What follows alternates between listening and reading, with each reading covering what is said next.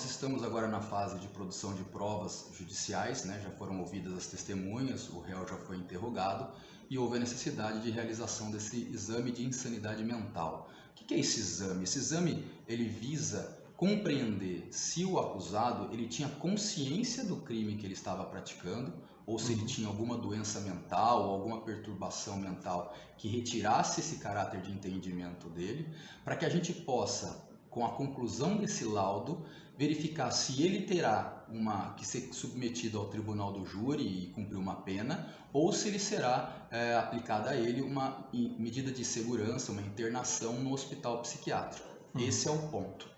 Ele foi submetido a um exame de insanidade mental e pelo laudo do perito, o perito o descreve como uma pessoa aparentemente normal e ao mesmo tempo ele faz um diagnóstico de que ele tem uma psicose relacionada ao álcool e uma neuropsicose orgânica, sem explicar como ele chegou a essa conclusão, sem trazer aqui elementos que nos permitam ter a certeza de que efetivamente ele tinha algum problema mental. Nós pedimos uma complementação de laudo, né, para que a gente pudesse ter essa certeza, e essa complementação de laudo, ela não supriu as dúvidas que haviam já desde o primeiro laudo. Entendi. Nós pedimos então para o nosso corpo técnico do Ministério Público, nosso núcleo de medicina, fazer uma avaliação do laudo, né? E o nosso núcleo apontou incoerências dentro desse laudo oficial que nos fizeram então pedir ao juiz que não homologasse esse laudo pericial realizado e fosse eventualmente realizada uma nova perícia. Qual a consequência disso e por que de se fazer isso? Se nós não tivermos a certeza de que o acusado era inimputável, ou seja, que ele não tinha capacidade de entender o caráter do crime, será aplicada a ele uma medida de segurança, uma internação em hospital psiquiátrico, que não tem prazo máximo de duração, mas tem prazo mínimo de 3 anos. Então, ao final de 3 anos, ele seria submetido a um exame de cessação de periculosidade para verificar se ele deveria ou não continuar com essa medida de segurança. Sim. Se daqui 3 anos o perito disser, não, ele não tem mais caráter de periculosidade, ele seria colocado na rua e não cumpriria mais nenhuma medida de pena ou restritiva de liberdade. Então o Ministério Público precisa ter a certeza de que ele é ou não é inimputável.